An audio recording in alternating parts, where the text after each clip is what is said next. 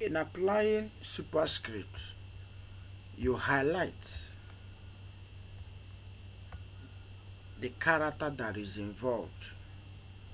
You go through direct menu by clicking at the font tab.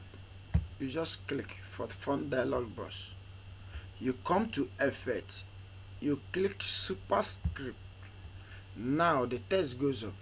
Always remember the difference between super and subscript.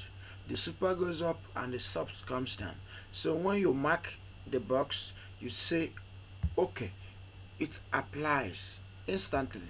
When you want to remove it, you go up again, highlight the text involved. You go back, the font dialog box will appear. You unmark the box. That is also applicable in Subscript. You say okay, it's out. So that is simple.